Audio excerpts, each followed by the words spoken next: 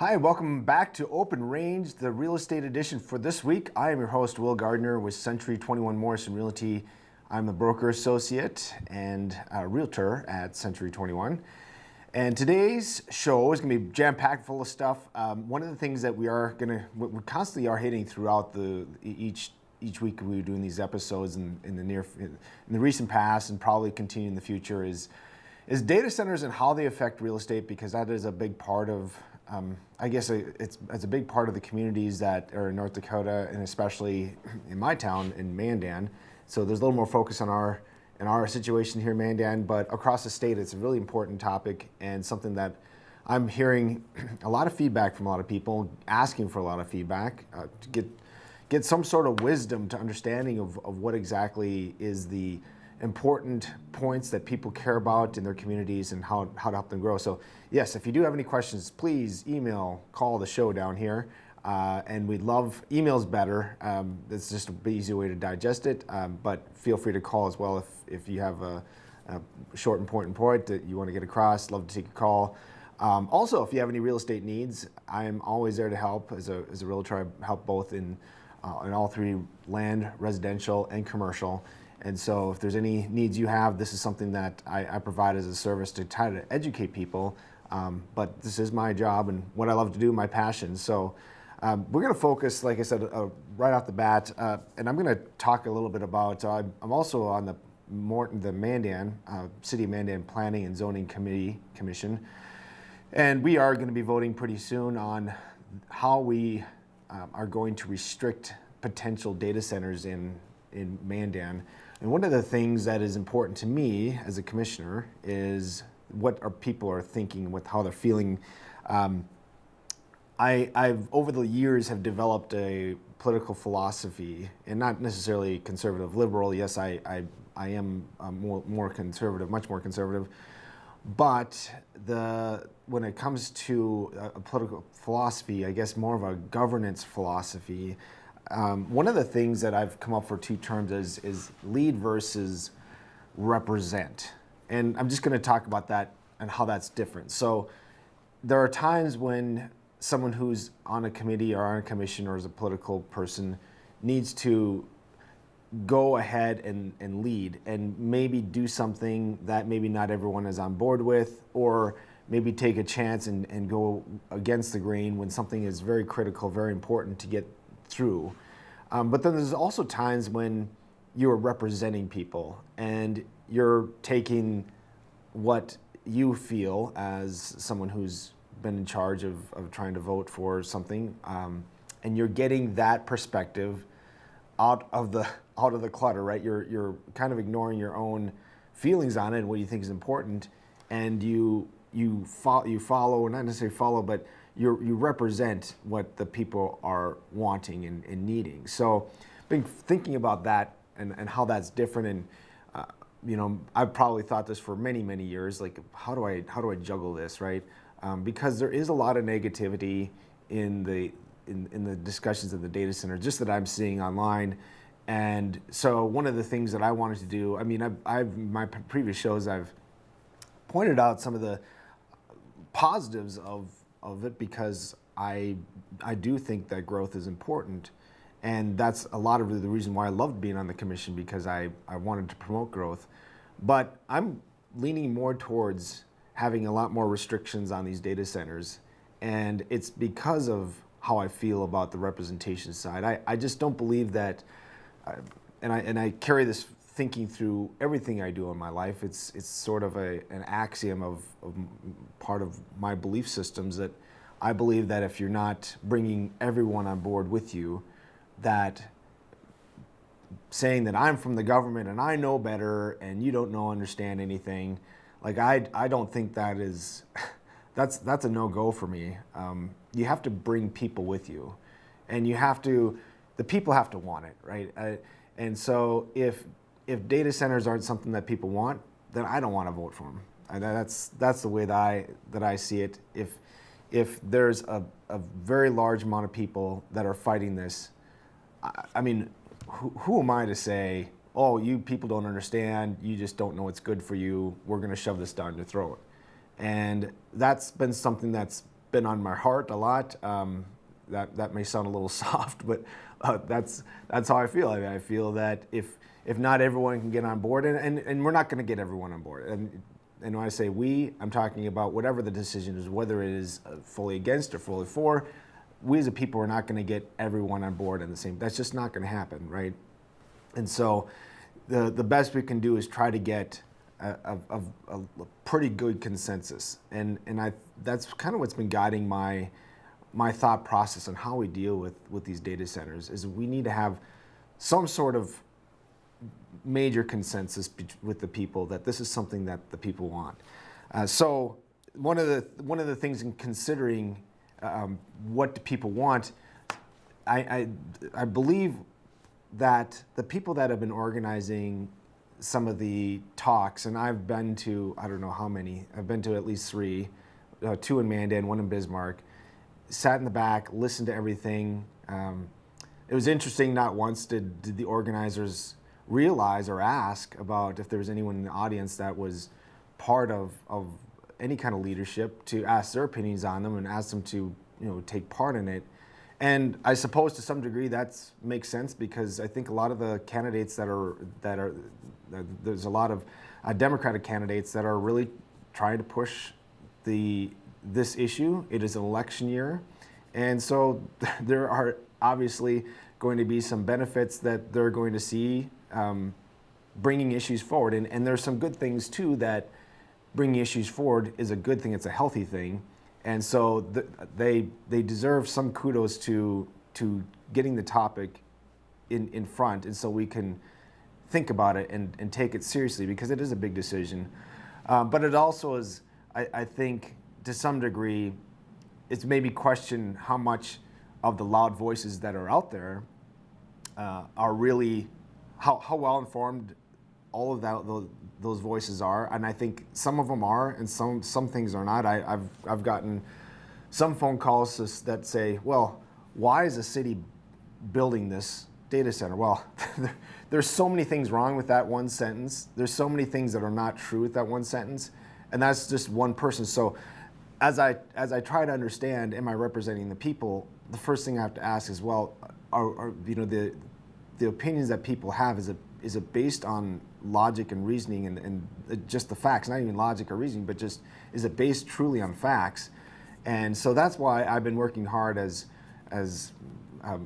on my show to try to promote as much as I can more information, more knowledge, more understanding of the facts of everything that's going on in our communities.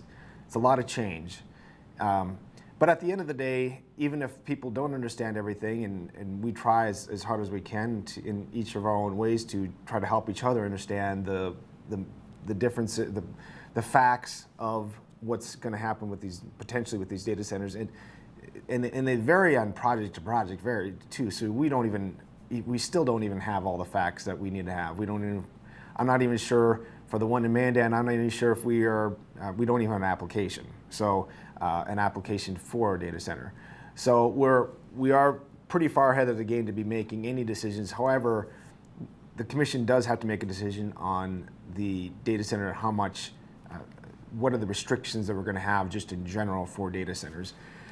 And as I was thinking about some of those restrictions, it made me wonder too how that's different than, say, the gasification plant in Mandan.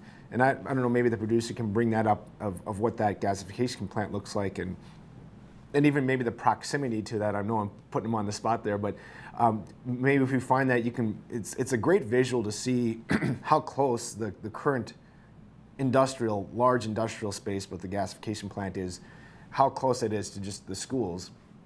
And the schools came after the gasification plant. And so it made me wonder, because a lot of the people were like, well, it's going to take away from the nature, from the birds and the wildlife that are living out in the land, and we're going to lose those animals. And so then it made me wonder, well, do we want, is the consensus of the people, is the consensus saying we don't want any industry in there, right? Because if you have a gasification plant, well, you're certainly not going to have the wildlife that was there when you have large tanks that are holding tanks, when you have large pipes and infrastructure and smoke and enormous amounts of light that you can see all over the place, if that is that no longer acceptable, right? I mean, I think of things as two wrongs don't make a right, but at the same time, it's that everyone has moved and lived around and moved into those areas around industrial areas, leading me to believe, including a school, that it looks like it's about a football field away from, 300 feet away from the gasification plant. So that's been kind of, how to balance that, right, is something that I'm trying to come to grips with. And but the biggest thing, and we'll talk about this in the next segment, for me, is if the people don't want this, if the people can't see the benefit or don't want the benefits of what a potential data center can bring to a community, and the enormous amounts of money that can come in and be injected into the community, if that is not important to the people, it's not important to me. I need, I have my own desires and wanting to grow a city, but if the city doesn't want to grow with it, then I don't have much interest in forcing people to do that. As a matter of fact, I have no interest in forcing people to do something. It's to a large degree, to the number of people that it would affect. So we will be back after the break and follow up on this conversation. See you at the other side.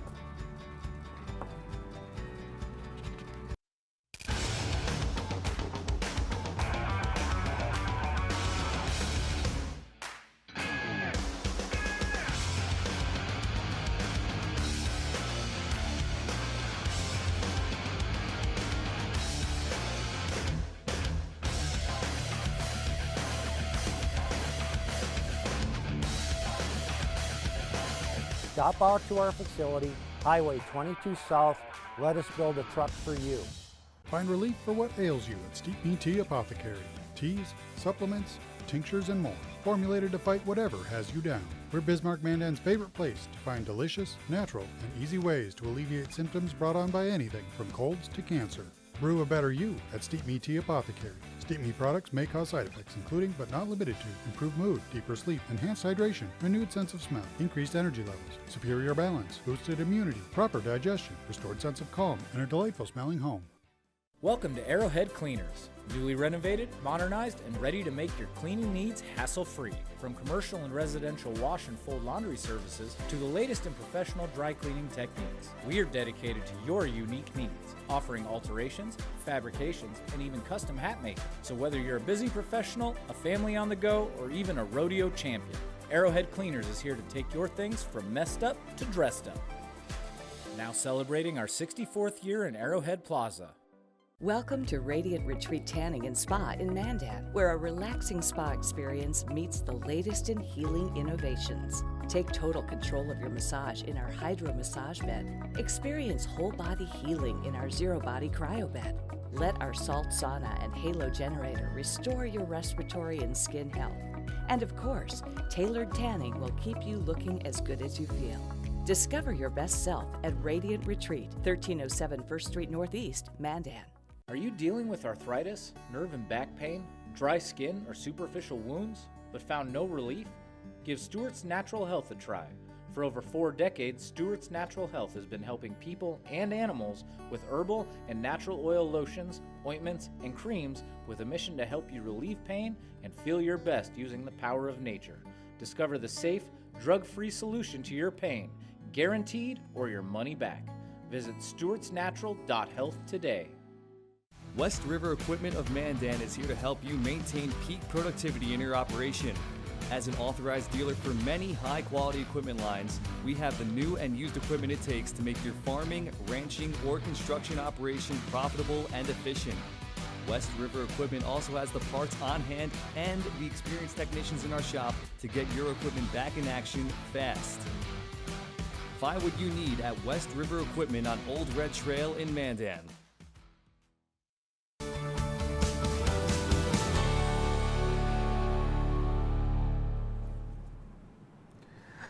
Welcome back again to Open Range. Your host here today, as always, every week on the Real Estate Edition, Will Gardner with Century 21 Morrison Realty, broker associate and realtor. I am just finishing up in the last conversation we have, and then we're going to dive into some real estate headlines and some kind of current market updates, status updates. But let's just finish off our last conversation. And part of in the last conversation we had in terms of the data center, we were talking about the proximity of the schools that are currently that just recently built, in proximity to the Tesoro plant, or I guess it's the Marathon gasification plant, the refinery. So all that stuff, all the way up to the highway there, is all part of that property. So that there's the middle school. Yep, there's the high school. Now there's the football field down there, the Starion complex. And then there's a road that goes in between them, and that's that road to go up to Harmon. That road is actually the property line. It butts up, almost adjoins directly that property line between that high school and the refinery there. And one of the things that is just super inconsistent is why the community is that close to that refinery, and why did they come in so close to that, and that there was no concern from anyone that I'd heard from, any citizens on putting that in that proximity. It was just so close. But it got me thinking too about just in terms of what do we want to do with industrial. And this is not, I am very open-minded to what we could do. Now, where we're at right now with industrial is that this potential data center in Mandan would be something that would come into the city. I can understand, and I could maybe even get on board with saying, you know what, as a city, we don't want industrial in our city. Now, what does that look? What are all the ramifications? I need to be more educated on that of how much that would hurt industry coming into our city. It does question in my mind, growth. Like, what kind of growth are we going to have? Are we going to have any growth in the city if we don't continue to have some industrial over the years? But if people don't want industrial, like for me, anything in there is, if you were to say, well, do you want a data center or do you want another gasification plant in that space that data center is taking up? I mean, to me, I don't know if I'd want a gasification plant. I think I'd almost want to have something different. And so what's interesting is that the homes are being all built around there still. We got schools built around it. So just some inconsistencies, and be curious to hear from the people how their thoughts and how they separate that in their minds of what they want and what they don't want. Because I want to learn and want to hear back from the people. And like I said, something that's important to me is that this is not for me and not a hill to die on. The data centers that are coming into our communities, if the people don't want them, then I don't want them. And I'm going to put in some high restrictions to make sure that they don't come in. And so the people, if the people want them, they need to speak up, because the voices that are against them, that are coming in, granted they're being fueled by politicians that are trying to be frank, Democrats are coming in, they're trying to win some races because they're not winning any races anywhere in the state. And so this is an opportunity to bring forward an issue that is new and then has some things that are definitely concerns. Anytime you bring industrial into a location, it has concerns. But what's happened is that it's squelched any kind of people that are maybe for a data center, and people have been very, very cautious, including myself, is trying to understand what are all the factors that we need to put fences around or eliminate before we allow, if we were to allow a data center to come in, what kind of restrictions. And so if for example, if you're not for potentially having your property taxes eliminated, because if $46 million doesn't sound intriguing enough to at least listen to the potential, then if you're not interested in that, I'll pay extra taxes too. I'm not gonna, again, it's not a hill for me to die on. If the people don't want huge tax breaks, then I'm fine representing the people and saying, I don't want that either. Not only am I fine, I'll be on board with it. We will grow this community together. We're going to do this together as a city, and other cities too around the state. Same thing too. Grow together. Let's not try to fight about this. If we don't want it, let's not have it. I mean, we can all have less money and still be happy, right? Like we don't. I truly see this as this is not being sarcastic or this is like let's do this together. If those that have youth sports and athletics, if you don't have any interest of having maybe this large company build some beautiful indoor facilities for your kids to play sports in, that's fine. If that's the way we want to grow, I'm on board with it, right? I mean, I think we all have to be together in this, or at least a large part of us. We can't be divided 50-50. I just don't believe that's healthy. And we certainly can't have a supermajority or majority that's silent. If people aren't going to get out there and advocate for this and want it, then I'm not going to stick my neck out for it either. I mean, I've enjoyed my community where I live. I love Mandan, and so I can continue to do my work and work hard and enjoy my quality of life the way I have, and I'll be happy. I don't think this is going to bring happiness, right? But I do think there's some things that would be great and I would love to see. But again, if the people aren't on board, then I don't want to be on board with it. Small businesses. So if you're a small business, or even if you're mid-sized business and you're in town, and you're going to see a lot of benefit from this. But if you don't see it, or you don't want it, or you don't believe that it's going to happen, then I don't want to be part of it either. And I want to vote to restrict having that new industry come in. If you are working for a small business and you're looking for maybe a bonus at Christmas, or a really big bonus, or maybe the company grows and you become a partner, whatever the case may be. If maybe it's an opportunity for you to start your own business because you find opportunities. If you have a restaurant, there's so many different businesses in town that could benefit from the workers coming in and that influx. If you are parents and your kids are leaving the area and they would like to have a job maybe in the tech area, there's going to be many jobs that will be created from this. So if you're looking for more opportunity for them to stay, this is going to be one of them. But if you're not for it, I don't want to vote for it either. People who own property around the area. Obviously an industrial area does not necessarily have a positive impact just per se if you were to, but at the same time, in the same sense, it actually can have more of an impact. It can actually increase in value, because as this industrial space becomes occupied, again, the city's going to have to grow around it, and anything closer to town, closer to the interstate, all that's going to be a lot more valuable, because now you have less space in the city for residential areas. Now anything that's in that area is going to be much more valuable. Obviously, we don't know how this is all going to play out, right? And that's probably maybe the part of this that's the hardest to accept, is that if we knew how everything would play out, and we could have some of our fears dispelled, then we wouldn't have an issue anymore. I think the answer would be clear, right? It just would be clear. But we don't know what's going to happen in the future. And so all we can do is educate ourselves as best we can, try to understand the facts as best we can, and the facts are still forthcoming, and the facts are changing, because some of the things that I was told initially I've heard an update, and they're going to be changing. Instead of having 400 workers, now they're going to only have 150 full-time employees. So if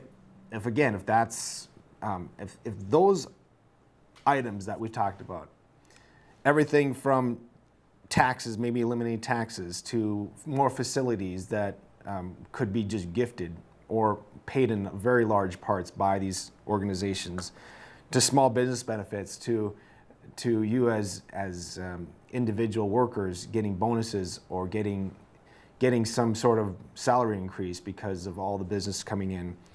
for people that are own property and want to see their values increase by growth in the city, all of those things, if those aren't things that, I'll say this, that we don't know for sure if they'll happen, but but in my mind, I want to see an open door kept open. But if there's no interest to even listen to what's potential, if we want to close the doors right away and just say no, and that's the way we feel about it, and that's the way that a large number of people want to feel about it, that's the way I'm gonna be too. There's a time to lead, there's a time to represent, and so that's something that I think let's just all keep it in mind. And my mom once said, she said it many times, Will, be careful what you wish for. And so if we do vote this down and everyone comes out harsh against it, we vote it down, I mean, be careful what you wish for. And I think too that caution is also being heeded by officials as I see them at functions at some of these Q&As and info sessions that do have information about the data centers. It has been helpful, and I believe there's been a lot of caution in proceeding, in understanding. Then there's no really even any reason to proceed right now. Again, there's no application for the Mandan one, but in other communities, you guys are in different timelines. I went down and for the third time looked at the Ellendale data center and got a good look at it, and so I have definitely some experience down there looking at the different data centers. Would like to get up to some other ones because each one is run differently. So we will be back after the break talking about current market update statuses and more of real estate after the break. Base Flug Trailers of Dickinson is a family-owned dealer with expert staff that know their products front to back. We stock over 150 units of all types and can custom order a trailer with the unique features and capabilities you require for brands you can trust. Our experienced service team is the reason we're also the best place to have your trailer customized or repaired. Count on Base Flug Trailers of Dickinson to keep you hauling. Come on in and experience small-town hospitality and the personalized care that makes car buying a pleasure. We know that every journey starts with the right car. Whether it's school drop-off, weekend road trips, or your daily commute, we have the right vehicle for you and your family. With trusted brands, affordable prices, and the team that treats you like family, finding your next car has never been so easy. We pride ourselves on personal attention and quality service. Bassett Motors, where our customers send their friends. Yeah, U.S. Cattlemen is a member organization that each member has a vote in anything we do with policy.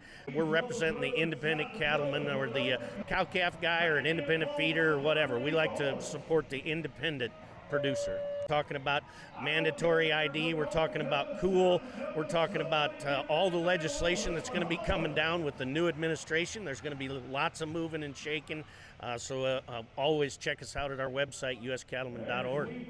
We're talking to people today about investments. Let's see if we can get somebody. Excuse me, sir, do you have a retirement account? I do. I'm invested in some annuities. Fixed income? How is that? It was better a few years ago. Each year, it buys less and less, barely keeping up. That's where gold can make a difference. Unlike fixed payouts, gold rises with inflation, so you're not stuck with a low fixed payment. So gold isn't stuck in the past like my annuity? Don't let inflation erode your retirement savings. Invest in gold. Invest with Noble Gold Investments. I'm $27,000 in credit card debt. Okay. You have to radically do something different, because if you keep doing what you've been doing, you're going to keep getting what you've been getting. Now's not the time to be doing math. The time to be doing math was when we didn't go into $200,000 of debt. If you are freaked out and you're stuck in these debt payments and you think it has to be a part of your life, it doesn't.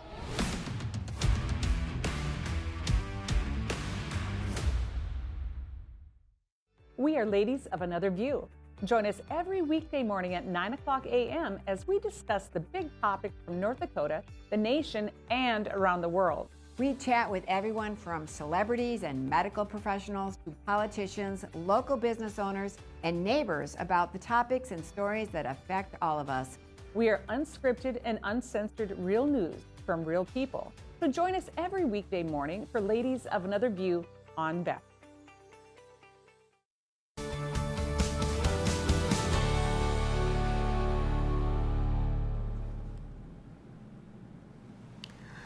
Hi, welcome back to Open Range. Will Gardner, your host on the real estate edition of Open Range this week. We are going to talk a little bit about the current market status and what that looks like here in the Bismarck-Mandan area. And this is probably a little bit, I would say that it's even far-reaching into everywhere from Fargo and probably most of the state. We are starting to wrap up summer a little bit. Sorry for the bad news, but it is coming. School is starting.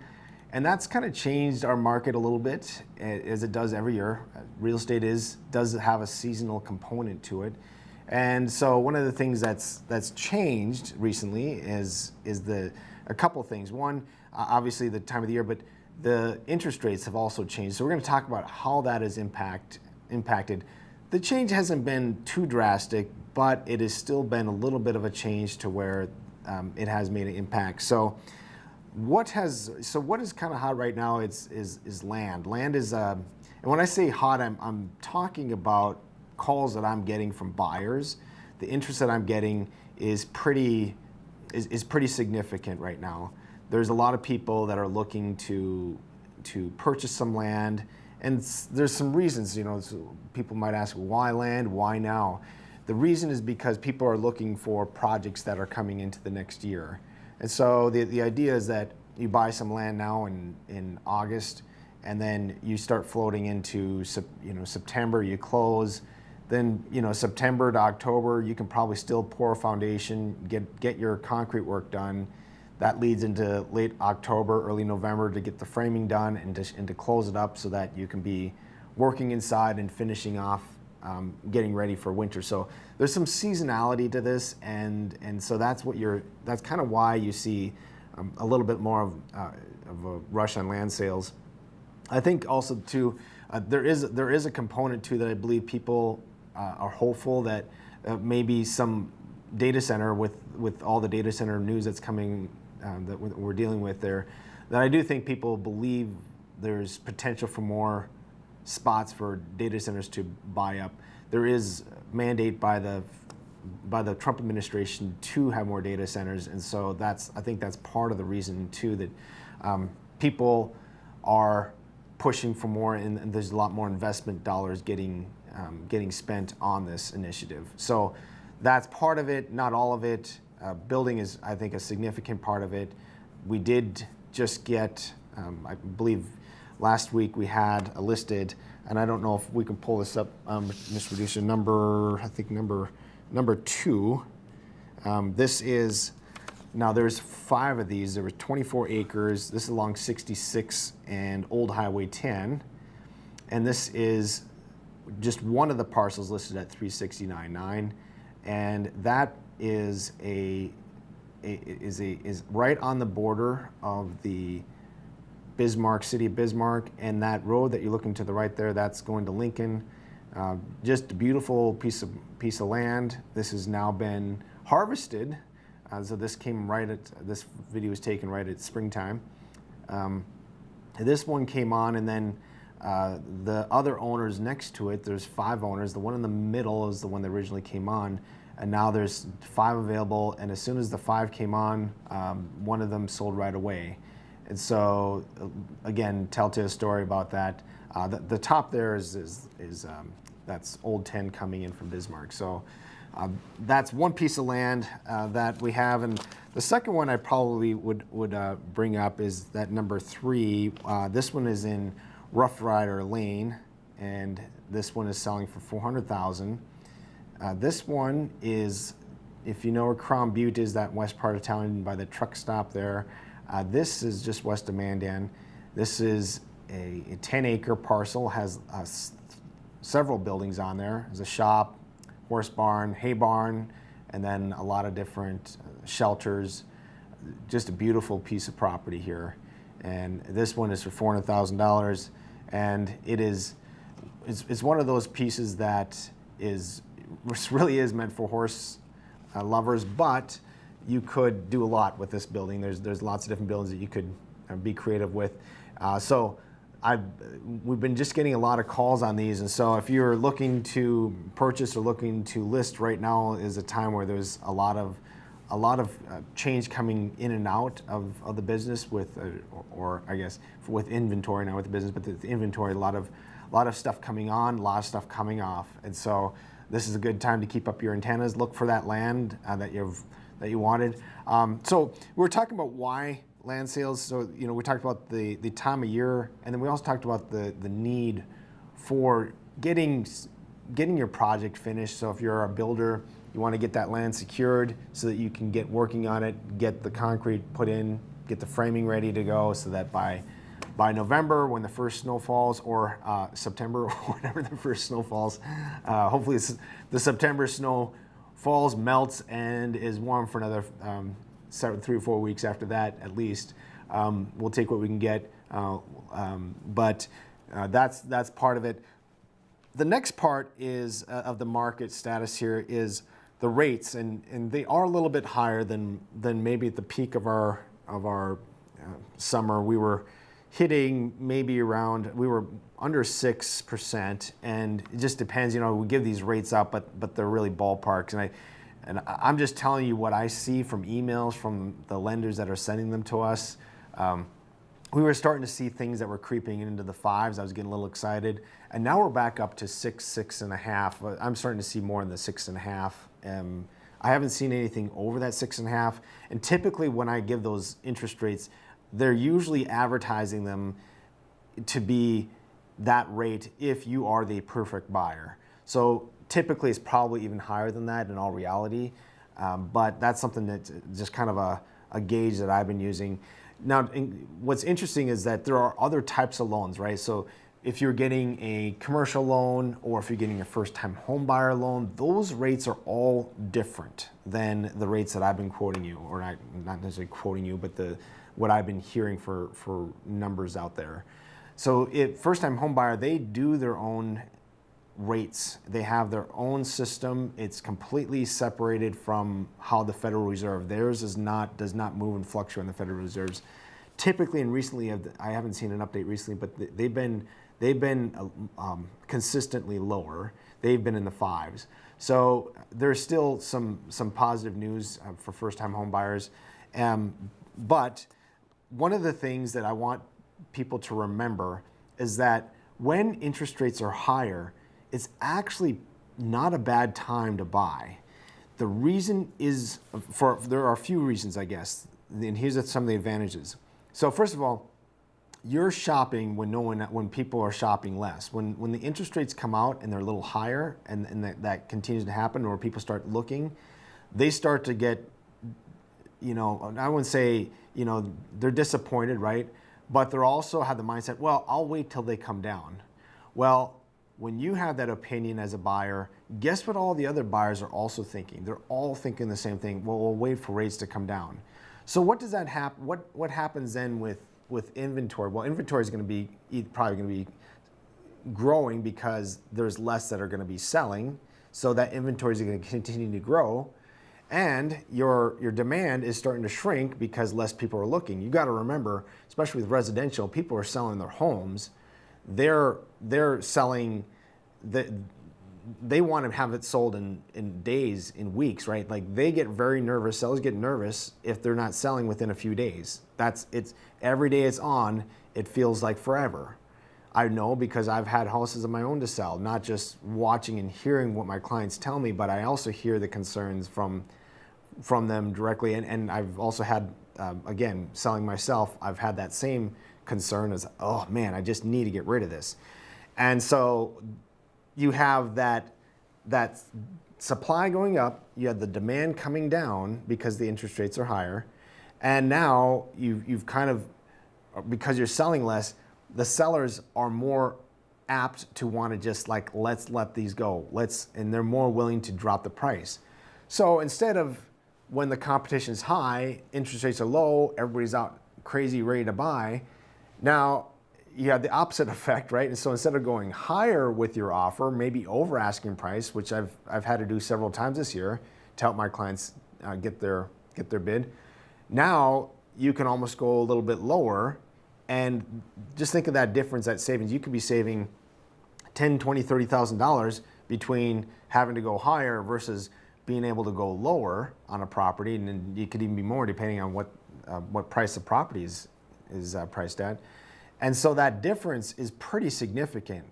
And here's the thing, is that even though the rates are high, you can always purchase now and invest later, right? Or refinance later at a lower rate.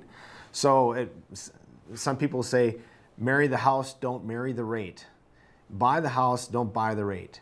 And those adages are to help buyers keep in perspective that you can, yes, when you refinance, there will be charges for refinancing. But when you consider how much you may be saving by buying at the right time, when people are starting to take a little bit of a break from looking, or maybe they're just going to postpone it for a little bit, that break is a big deal to sellers, because every week that home is not being shown. It's a big psychological concern. So take advantage of the opportunities when others see that there's less opportunities. Higher interest rates for buyers could definitely be a big win for you as a buyer. It could be a big advantage for you, not only in being able to have less competition to buy, but also in how much you're going to pay once you do buy. So keep that in mind. That's really important. When people see problems, I challenge you buyers, see opportunities, because that's how you can grow. That's how you can get better deals, better opportunities for you. And even for sellers, it's not all doom and gloom. If you price it right, this market is strong in Bismarck, Mandan, and all the major cities in North Dakota. You will consistently over the time do well. So if you have any questions, please call, email the show, or call me directly if you'd like. Love to hear from you, and we'll see you next time in the next segment of Open Range Real Estate.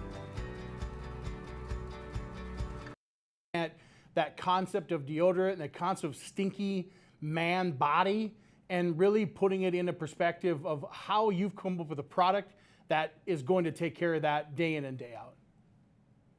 That's right. Absolutely. Took a lot of work, a lot of formulations, a lot of process to make sure that we're making a product that actually stands up to the rigors of what guys do on a daily basis. And, I feel very confidently to say that we've delivered on that experience. So we're in a time where we're more cognizant about the things we're putting in our body, and really more importantly, the things we're putting on our body. And aluminum has been a big part of deodorant and masking scent and all the different things for a number of years. You pulled that piece that's kind of been that, I don't want to say not healthy, but the piece that people really wanted to eliminate. You eliminated it and still come up with a really good product.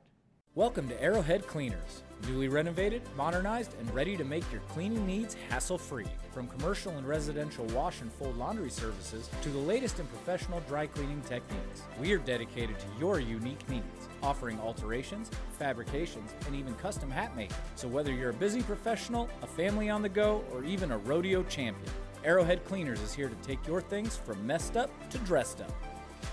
Now celebrating our 64th year in Arrowhead Plaza. Are you dealing with arthritis, nerve and back pain, dry skin, or superficial wounds, but found no relief? Give Stewart's Natural Health a try.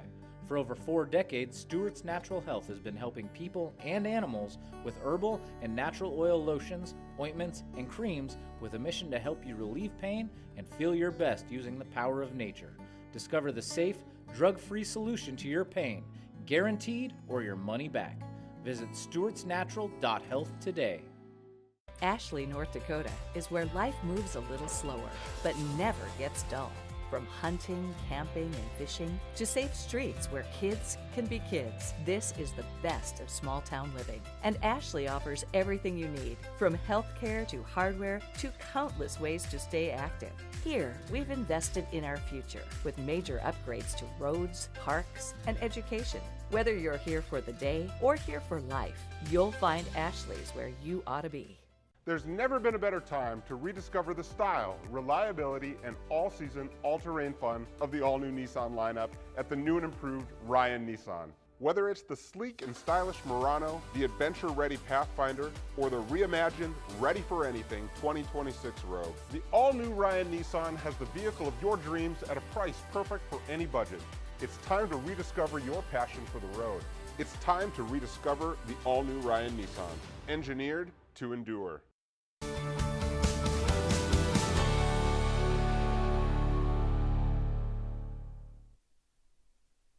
What's going on, everybody? Dr. Jake Schmidt's back with another Freedom Health Talk on Open Range. So I did a Facebook post. I don't even really know why no, I take that back. I do know why this came to my mind. What I've been seeing a lot, and it's probably the algorithm doing this to me, but on Facebook or social media, I don't really get too much into all the other ones, but on Facebook at least, which, Facebook pretty much owns everything, but I've been seeing a lot of social media influencers within the medical field. And I'm sure, like I said, I'm sure this is intentional, but what I've been seeing a lot of, at least on my page, and maybe it's because of, the algorithm and me, but I've been getting a lot of videos and content for people who are very pro medicine, modern medicine. And so much so that, and it's infuriating, but it's constantly harping on anybody who does anything natural. And it's constantly harping on RFK Jr., on, the Trump administration's, viewpoint on Western medicine. And so I've been seeing a lot of this. And what I've been noticing a lot of is anytime there's critiques or criticism against, medicine or kind of the medical model of if you have a symptom, you need a medication or a surgery, right? Anyone who critiques that or criticizes that is hounded. And I'm seeing, like, I can't even make this up. I mean, it's like every other video that I see, if you go to your reels or whatever on Facebook, every other video for me is some medical doctor harping on some chiropractor or some naturopath or some holistic person, or like I said, RFK Jr. And it's, or else they're like, supplements are all useless and, oh, you should never take anything because they're dangerous. And so I was like, you know what? I want to talk about this for a second. And I started thinking about it. I'm like, a lot of these young and they're new-ish. There's one in particular that I see his material pops up all the time on my feed, even though I've hit that I don't want to see his content anymore because it's so ridiculous. But he's got like 1 million something followers on social media. And he's a medical doctor, and he's the young, good looking, kind of the suave look, fit. But he talks a lot about how, medicine is the end all be all, and how if, anybody, one of his videos was that you don't get to call yourself a physician if you aren't a medical doctor. And I'm like, well, I'm sorry, but I graduated as a primary care physician. So I'm a chiropractor, right? That was my first doctorate. When I graduated as a chiropractor and a primary care physician. That's my designation. It does not mean I can do medications. I can't do prescriptions. I can't do surgeries. Actually, in some states you are as chiro able to do surgery, but I digress. Generally, I'm not a medical doctor, okay? But that doesn't mean I'm not a physician. I can't call myself Dr. Jake. I can. I'm legally allowed to do that. But you get these very egotistical is the best word I can think of. And I know that's not a good word, but that's the best word I can come up with. It's not a swear word. These doctors who think that the only opinion that matters is theirs, or at least medicine, the one that's in favor of medicine, the one that's, pro drugs, pro vaccines, they're against supplements. I've been seeing a lot of that on Facebook. So that's my kind of my prelude, so to say, to what we're going to talk about today on this episode, or this segment of Freedom Health Talk. So what I was thinking about in my mind, and I was thinking, well, why would this, why is it that MDs still get their knickers in a twist about holistic doctors, chiropractors specifically? I mean, I like I said, I tell you what, it never fails that you'll see a chiropractor will post something, it'll start to be popular, as in people will be like, yes, that makes sense. It's a holistic, it's cause focused, get to the cause of the problem. It never fails that as soon as it starts to kind of take off, that you'll have a medical doctor, a medical influencer, whatever the term is, who will just hammer on this professional, the chiropractor, or naturopath, whatever, anybody unmedical, and they'll just hammer on them. And it's straight up attack mode. They'll attack their character. They attack my profession or whatever the profession is. We're unscientific. We're whatever, right? So all of this stuff. So the part that drives me bananas, right? So if I'm making an argument, you know, it doesn't matter what it is. If you're debating in a debate, you don't get to attack the person. You're required, as rules of a debate, to attack the argument. So no matter what the argument is, doesn't really matter, right? Masks don't work, right? During COVID, masks don't work. That was fact. That was true. It didn't work. We knew that. Science proved it. Anyone who said that, however, got attacked as their character, their profession. They got attacked for not being the right kind of doctor. And again, so my point in this was, why are we still on that? Like, why is that still happening? And I think there's a couple of reasons why. The main one is straight up, I think it comes back to ego. It comes back to, you know, this concept that medical doctors have the stranglehold on the domain of healthcare. I've talked about this in previous episodes or previous segments, where that medicine is just one subset of the domain of healthcare. It is not the entirety of healthcare, but medical doctors, and I think they graduate with this, and you're going to see more. I personally think you see more of this in younger doctors than you do in seasoned doctors, because I think there's something to be said about experience, kind of getting into the workforce, realizing that you don't in fact know everything. And I've seen this firsthand with people, with MDs, and how that kind of the humility that comes with working with humans and realizing that you're not the smartest person in the room, even if you are at the start, right? There's a humility there. But I think what happens is during school, they graduate with this idea that they're the only ones who get to have an opinion on health. And so that's part of the reason why RFK gets attacked all the time by the medical profession, is because he's not a medical doctor. So he's not allowed, in their opinion, to have an opinion. But so I was thinking there, I was laying in bed, my daughter was taking a nap, she's laying on me, my little 1-year-old, and I was sitting there and I was like, I wonder. So I went back, there's a little known case.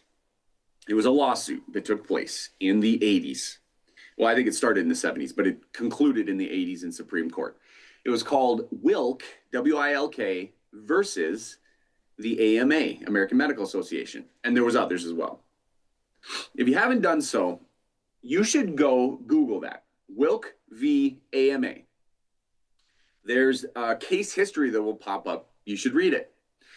And this is something that I think is part of the reason, if you've ever heard the term quack in reference to chiropractors, if you ever heard that term, and I don't know if I know a single person who hasn't, especially our age and older. Maybe some of the younger ones haven't, but I don't know a single person that's an adult that hasn't heard at some point a chiropractor references a quack. Have you ever stopped to think, where did that come from? I'm about to tell you. I think it was 1963, it was early 60s, the American Medical Association decided, in their infinite wisdom, that my profession, the chiropractic profession, should no longer exist. And they created the Committee on Quackery to try to eliminate the chiropractic profession. Now, you may be thinking, well, that's a conspiracy, or, well, you know, that's just your opinion, Dr. Jake. No, it isn't. In fact, if you go and read the Wilk v. AMA case, where the American Medical Association was found guilty of violating the Sherman Act and antitrust laws in their bid to eliminate the chiropractic profession, it specifically says that in the case history when you read it. It's a multi-page document.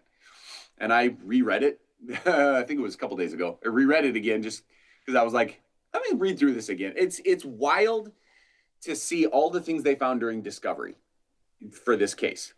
That the hidden meetings that took place, the fact that the American Medical Association with this Committee on Quackery sent out memorandums, and publications to all of the medical schools, to as many of the main hospitals as possible, that they said, no longer are we allowing you to work with chiropractors. You can't even have a relationship with them.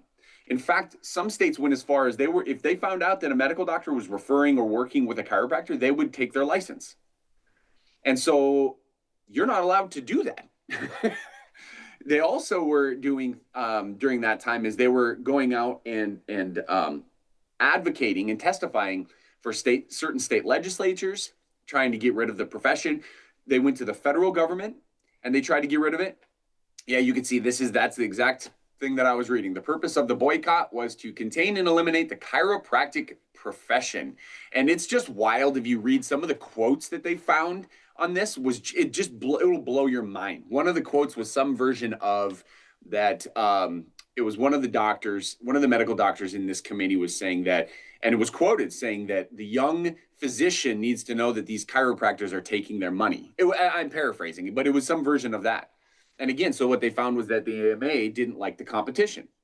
And that point has been made multiple times over the years, that the medical cartel, as I call them, they do not like competition. And they've proven that they will go out of their way to eliminate an entire profession. Now, they just happen to run up against chiropractors who just, my profession, I don't know what it is, but we just innately dislike when you try to push us around. We're just that group of people. So there was a group of chiros, Wilk, it was one of them, and there was Chester Wilk, and there was a bunch. But they said, no, enough's enough. And they sued him and won. Well, guess what? The committee, it worked. If you read the case, they said it worked. It worked.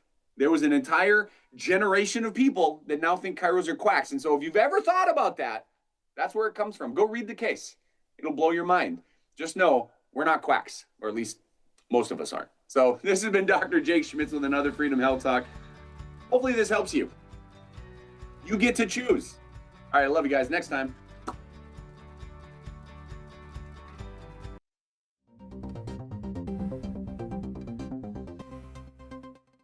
Hey y'all, it's Trent on the loose. I want to tell you, Lady Blue and I, we got a lot of miles together, but you know what?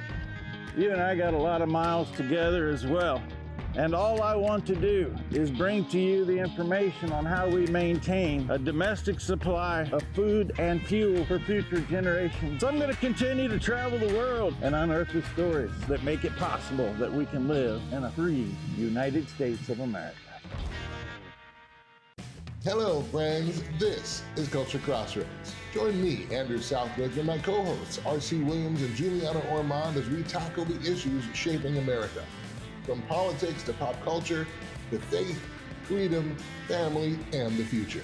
From a faith-based conservative perspective that you won't get anywhere else. We stand at the intersection of faith and freedom. This is Culture Crossroads. Culture Crossroads, Sundays at 5 p.m. Central on BET TV.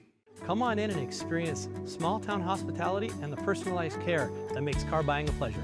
We know that every journey starts with the right car. Whether it's school drop-off, weekend road trips, or your daily commute, we have the right vehicle for you and your family. With trusted brands, affordable prices, and a team that treats you like family, finding your next car has never been so easy.